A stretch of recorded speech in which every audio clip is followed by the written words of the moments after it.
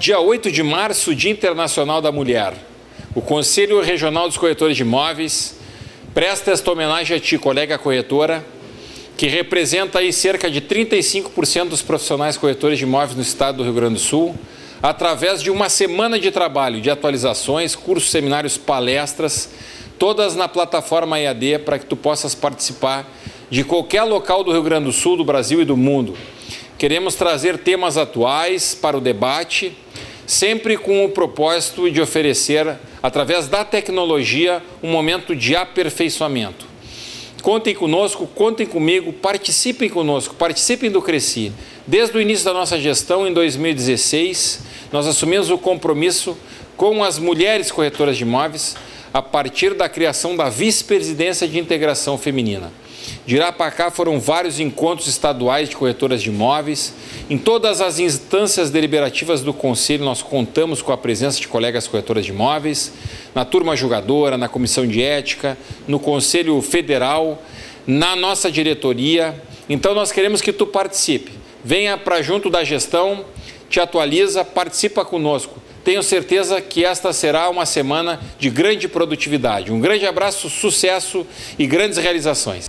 Hoje receberemos com muita alegria a delegada Geise Lauri Rocha de Souza, titular da Delegacia Especializada no Atendimento à Mulher de Porto Alegre e diretora da Divisão de Proteção e Atendimento à Mulher no estado do Rio Grande do Sul. Professora da Acadepol, pós-graduada em Direito Público e integrante do Comitê Interinstitucional de Enfrentamento à Violência contra a Mulher do Rio Grande do Sul. O Cresci-RS, junto com a Vice-Presidência de Integração Feminina deste Conselho, tem a honra de receber a delegada de polícia para tratar de um assunto tão importante que é o assédio no ambiente de trabalho. Aproveite esta grande aula e aprendizado para somar nas suas negociações e crescer ainda mais na profissão. Corretoras de imóveis, orgulho de ter você aqui conosco. Grande e carinhoso abraço e lembre-se, imóvel só com corretor de imóveis. Com vocês, a delegada Geise Lauri de Souza.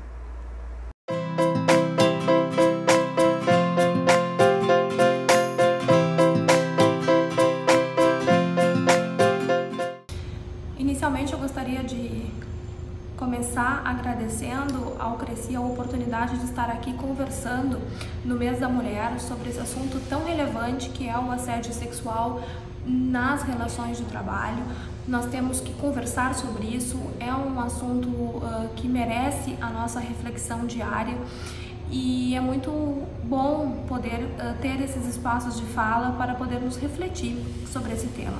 Eu sou a delegada Geise Lauri de Souza, eu sou delegada desde 2012, trabalho com violência contra a mulher, violência doméstica e familiar desde 2016. Em novembro de 2020, eu assumi a titularidade da Delegacia Especializada no Atendimento à Mulher de Porto Alegre e também a Divisão de Proteção e Atendimento à Mulher do Estado do Rio Grande do Sul, a DIPAM, que é vinculada ao Departamento de Proteção a Grupos Vulneráveis do nosso estado. Então, quando nós temos essa oportunidade de construir esses espaços de fala, é importante porque refletir sobre questões que estão presentes no nosso dia a dia realmente são um método muito importante de difundir informação, porque informação é a arma mais poderosa que nós temos para enfrentar qualquer tipo de violência, qualquer tipo de preconceito e essas situações que são, na verdade, bastante cotidianas. Quando nós falamos de assédio sexual, na verdade, a primeira questão é que o assédio sexual ele pode acontecer tanto com homens quanto com mulheres, né?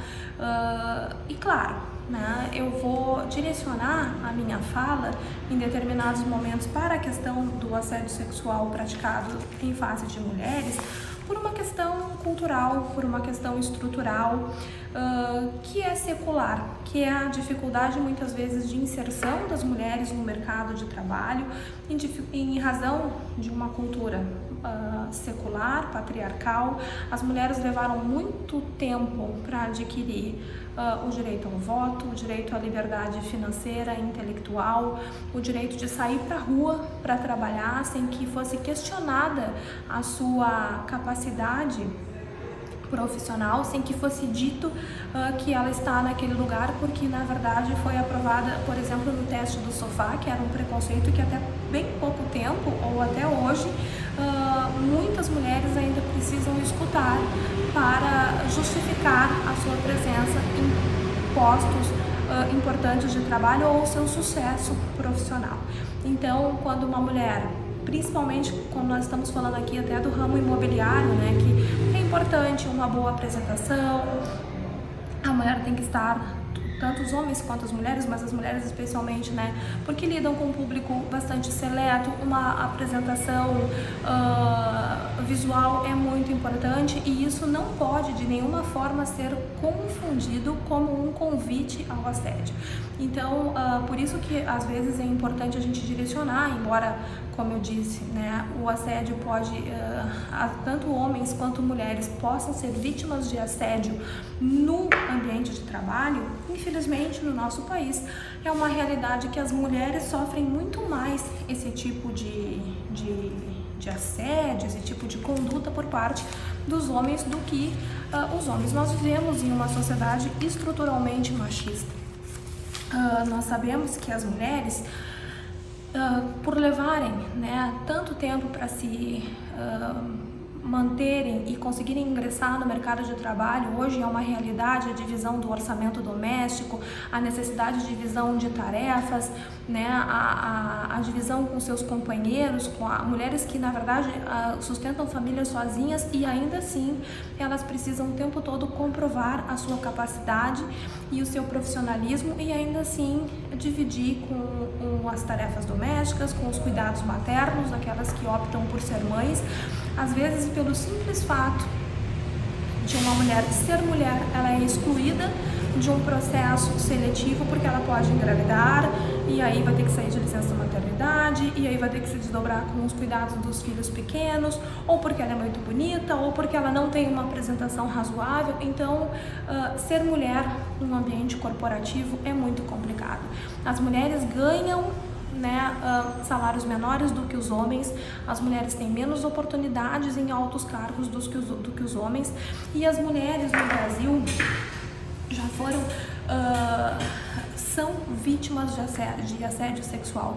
Os processos judiciais por assédio sexual aumentaram significativamente nos últimos anos, e isso significa que nós estamos conversando mais sobre isso, o que é bastante importante, porque nós estamos em um país em que 97% das mulheres que nós conversamos quando vamos fazer uma pesquisa já foram assediadas, por exemplo, nos transportes públicos. Que cerca de 53% das mulheres, quando são perguntadas, vão aos locais, espaços públicos ou aos ambientes de trabalho com medo de serem assediadas. Ou seja, né, 71% das mulheres, quando nós conversamos com ela, e isso são dados estatísticos, já sofreram algum tipo de assédio em um espaço público.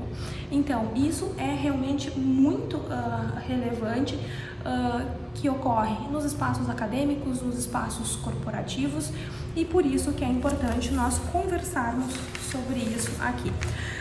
Bom, quais são os tipos de assédio sexual no trabalho? Como eu disse, né, tanto os homens quanto as mulheres podem ser vítimas de assédio, e nós temos o que seria, por exemplo, o assédio sexual por chantagem, que é aquele praticado por um superior hierárquico, e o que também pode ser um assédio punição, quando ele realmente ameaça a vítima de sofrer, né, alguma punição, alguma represália, se não ceder, né, aquele favor sexual que ele está pedindo em troca de melhores condições no trabalho, como por exemplo a melhoria de salário ou a perda do emprego.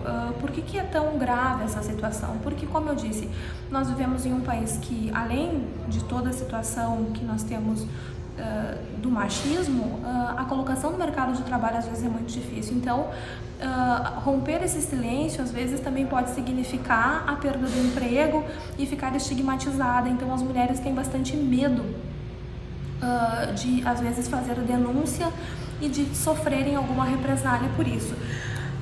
Também nós falamos do assédio e intimidação, por exemplo, que é aquele que ocorre quando não há hierarquia, quando é feito por algum colega de trabalho, qualquer pessoa se caracterizando justamente por essa intimidação, que pode ser física, pode ser verbal, pode ser sexual, né, em decorrência e torna esse ambiente de trabalho mais nocivo.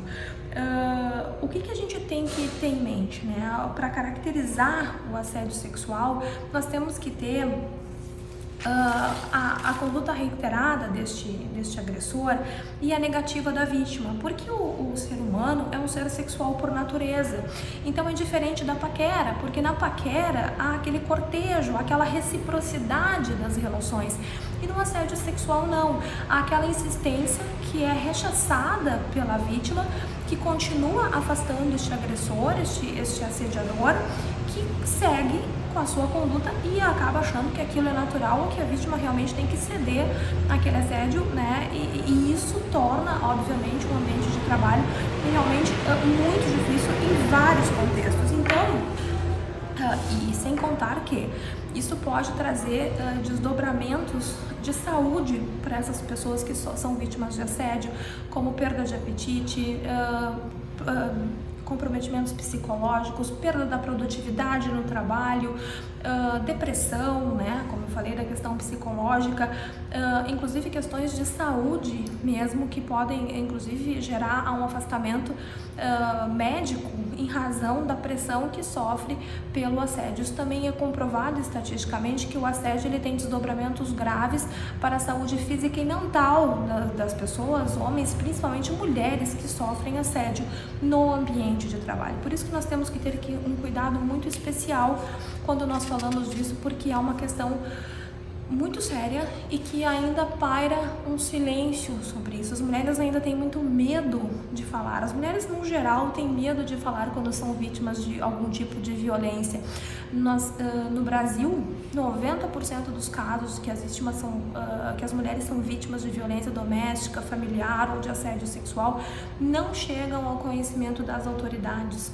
E 10% desses casos que chegam ao nosso conhecimento, em média, 10 anos para uma vítima efetivamente entrar em contato conosco, romper o silêncio e pedir ajuda. E quando essa vítima nos procura as autoridades, ela efetivamente tem medo ainda de ficar estigmatizada, como é que ela vai enfrentar esse processo, como é que seus colegas vão encarar essa denúncia, será que eles vão acreditar nela? Porque o assediador, muitas vezes, ele tem essa postura de desqualificar a vítima. E isso também é muito importante, né? Que a vítima entenda que nunca é culpa dela, né? A vítima nunca é culpada pelo assédio que ela sofre, ou seja, assim, não é o comportamento dela que vai determinar a conduta do assediador, não é a roupa dela que é um convite, né? Se não há reciprocidade naquela conduta, naquele cortejo, se uma vez houve aquele cortejo e houve a negativa, né, a pessoa tem que entender que tem que parar, né? E se há perpetuação dessa conduta, isso caracteriza, obviamente, um assédio sexual. A vítima tem que dizer não, né? A vítima tem que se manifestar expressamente com o assediador, dizer que vai tomar as providências cabíveis e realmente procurar romper esse silêncio e enfrentar de frente essa situação que é muito grave e proteger-se, né? Então, quando uma mulher, ou até mesmo um homem, né, estiver com o assediador, sabe que está sendo assediado por alguém, é importante não ficar sozinho com este assediador. Essa é uma dica muito importante para que se proteja, para justamente pede para um colega de trabalho ficar junto, não fica num ambiente sozinho com aquela pessoa, justamente para evitar qualquer conduta que possa colocar aquela pessoa numa situação ainda pior. Guardar as provas do assédio também é muito importante. Por quê? Porque guardar e-mails, as mensagens, né, inclusive como Facebook, WhatsApp, Instagram, áudios, A palavra da vítima tem muita importância quando a gente fala de qualquer tipo de crimes contra a dignidade sexual, tá? Claro, os assediadores geralmente eles são muito cautelosos, às vezes eles fazem isso de forma a não deixar uma prova documental. Então a vítima às vezes tem que se resguardar, mas ainda assim que não se desestimule a denunciar, porque a palavra da vítima sempre tem muita relevância. Mas se for feita qualquer prova pelo Instagram, pelo WhatsApp, pelo Facebook, por algum colega, por câmeras de monitoramento, que guarde essas provas, que tenha em mente que isso vai ser importante depois para um processo trabalhista ou para um processo criminal, né? Quando a vítima decidir romper o silêncio e fazer a denúncia, é importante que ela faça anotações especificando a data e os horários aproximados que aconteceram os fatos, porque essa ordem cronológica é importante para a gente delinear depois durante o procedimento, né, para a gente ouvir este agressor e para a gente conseguir trabalhar com as provas no decorrer do processo do inquérito, né, ou do processo trabalhista propriamente dito.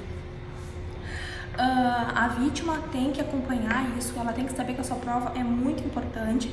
E mais do que isso, né? Quando uma mulher faz uma denúncia, ela tem que entender que logo depois ela precisa e deve retomar a sua vida, entendeu? É cuidar da sua saúde, manter o vínculo com os amigos, com as pessoas próximas, entender que ela não é culpada, a mulher não é culpada pelo crime que ela foi vítima. Então, nem o homem, se for o caso, mas assim, e seguir a sua vida, manter o vínculo com aquelas pessoas que acreditam nela, que não a desqualificam e seguir em frente, né? Se for preciso, claro, procurar ajuda, acolhimento com psicólogos. Hoje, por exemplo, na delegacia nós temos psicólogos, assistentes sociais, pessoas que dão todo o suporte para essa vítima quando ela nos procura aqui. E denunciar, porque romper o silêncio é muito importante, romper o silêncio é fundamental. Então, quando uma vítima efetivamente sofre qualquer tipo de violência, não só o assédio sexual, mas qualquer tipo de violência, e falando assim um pouco da nossa área, da questão dos feminicídios, por exemplo, das 76 mulheres que morreram em 2020, apenas 2 tinham solicitado medida protetiva ou feito um registro de ocorrência. Por quê? Porque as mulheres têm muito medo ainda de falar. E sabe-se lá se essa pessoa que assedia mulheres no trabalho, ou homens, enfim, mas estamos falando aqui especificamente das mulheres, não faz isso há tanto tempo com tantas mulheres que ficam subjugadas a um assediador. Então, romper o silêncio é fundamental, né? Pedir ajuda e fazer isso pelos canais formais e seguir em frente, saber que essas mulheres precisam saber que elas não estão sozinhas. Esse é o nosso papel aqui, né? Pra gente conseguir dar suporte, né, para essas mulheres. Eu sempre digo que nós da Polícia Civil estamos aqui para servir, proteger e acolher as vítimas, né? Porque o assédio sexual ele pode ocorrer de muitas formas. Não precisa, por exemplo, contato físico. Ele pode ser no ambiente do trabalho, mas ele pode ocorrer fora do ambiente de trabalho. Só que em decorrência das relações, por exemplo, pegou uma carona no caminho de volta e foi assediada neste contexto, no happy hour, com o pessoal do trabalho.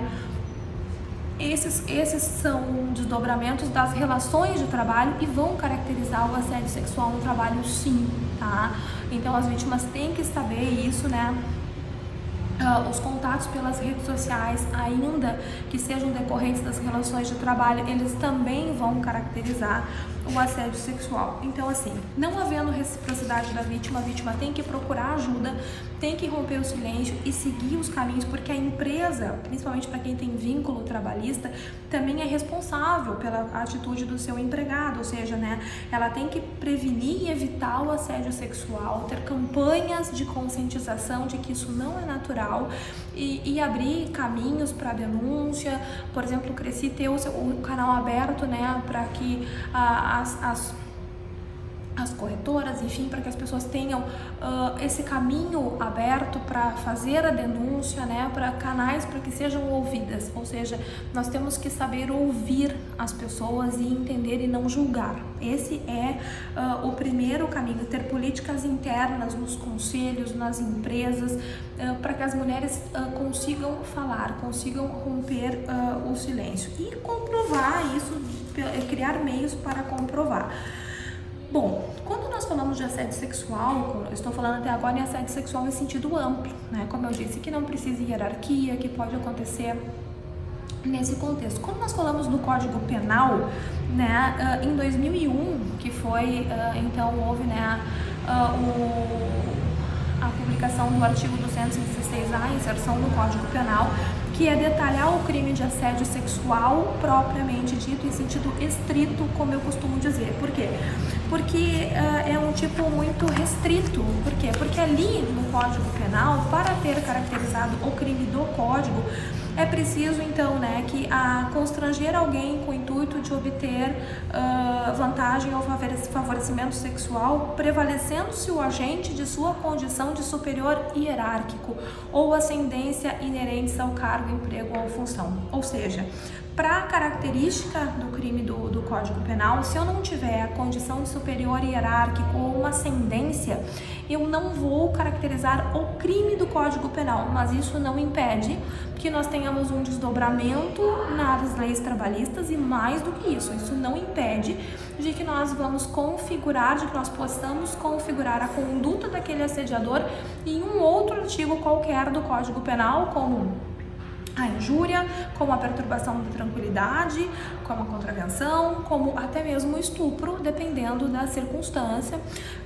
que são vários desdobramentos, né, aí dos crimes que uma vítima pode sofrer. Então, ainda que a gente não consiga, que a gente não possa, em razão da relação que se estabelece, por exemplo, se são funcionários do mesmo nível hierárquico, do ponto de vista de tipificação do Código Penal, é importante que essa mulher nos procure, que faça a sua denúncia para romper este silêncio, porque nós vamos ter meios, sim, de punir este agressor que está praticando esse assédio em sentido amplo no ambiente de trabalho. Então, já me encaminhando, porque eu vejo aqui que o meu tempo está se esgotando, essa é a nossa fala, de que as mulheres, então, né, saibam que é importante estar atenta, né, saber que elas não são culpadas, que nós estamos aqui para ouvir, para acolher essas vítimas, que uma vez vítimas de assédio, é importante denunciar e seguir em frente.